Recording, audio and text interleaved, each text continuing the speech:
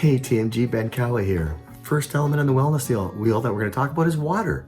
So why am I leading off with water? Well, as babies, we're brought into this world, okay? As babies, we're brought into this world. And our body composition as a baby is 70% water. The composition of the world is 70% water. Don't you find that a wonderful kind of coincidence? Anyways, that's one reason why I'm starting off with water, but more importantly, as important perhaps, is that it's water's a vital element in our blood, our organs, our bones, our cells.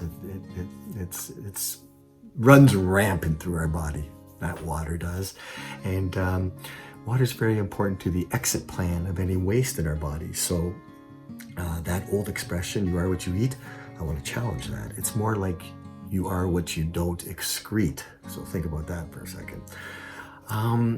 50 to 70% of Canadians, Americans are dehydrated, all right? 50 to 70% of Canadians and Americans are dehydrated.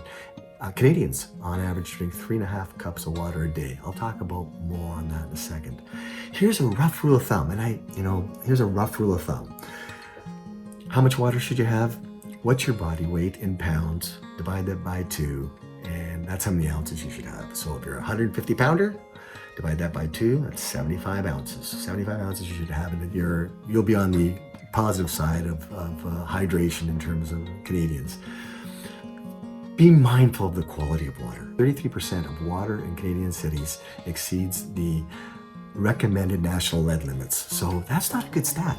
That's not a great stat. So be mindful of the water that you have in your town or city, and check with your medical practitioner on how some of these elements may not be beneficial for you. Lead's not good. Lead is not good. So at the very least, a small portable, it can range from very expensive filtration systems to a small portable water filter system that helps get rid of some of the irritants in the water. If drinking water is too boring for you, spike your water. And there's numerous ways of spiking your water, and I want to keep it on the wellness wheel, okay? I know what some of you may be thinking, but we can spike the water with lemons, limes, other vegetables, cucumbers. I like cucumbers. Soft fruits. You can spike your water. That gives it just a little bit different appeal and helps you get through your water intake. You can eat your water. 20%, it's recommended that 20% of the water that we do consume come through water that's in fruits and veggies.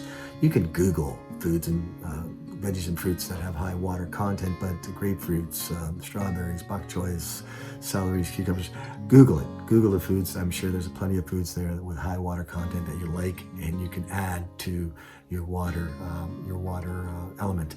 I spoke about dehydration because so many of us may be dehydrated and probably don't even know, because the symptoms are not in your face sometimes, but things like joint pain, lower back pain, constipation, headaches, yellowish urine, dizziness, higher heart rate, cramps in muscles, skin elasticity, and dry mouth, bad breath are all kind of signs of possible signs of dehydration. So with so many Canadians being diagnosed as dehydrated, these symptoms of dehydration are real. So that's another reason why we're leading out for the water element. With caffeine, coffee being the number 2 choice of beverages for Canadians, be mindful.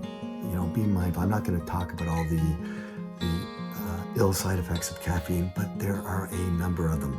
There's also, yes, I know there's caffeine in tea as well, but it's in certain types of tea, it's much lower than the caffeine you'll find in coffee. So just be very mindful of the coffee that you take, the caffeine that you take in through coffee, especially knowing that coffee is the number 2 beverage of choice and amongst Canadians, behind water.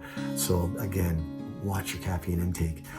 There are healthy alternatives, healthy beverage alternatives. I mentioned teas. Certain black and green teas are fantastic. There's a plethora benefits from healthy tea consumption that you can read into that are good for you, that are actually very good for you. So highly recommended. Other alternatives like kombuchas, green juices and smoothies, bone broths, coconut water, plant-based milks, all solid alternatives to coffee, and good to help along with your water intake. So in summary, drink some more water. Number 2, watch the quality of water that you're drinking and do something about it. A simple filtration system will help. And again, talk to your medical practitioner if it's appropriate. Number 3, watch your caffeine intake and look at other alternatives, and even plant-based alternatives in terms of your water intake. There are great alternatives to beverages other than caffeine through coffee. And number 4, check in with your body. Check in with that body, and this will be a common theme. Your body's your lab. It'll tell you if you're on the right road. 30 or so days, you're gonna, with mindful changes in this area, in the water area, you might be feeling differences in moods, energy levels, cravings, sleep. So TMG, listen, we are well on our way. Bye for now.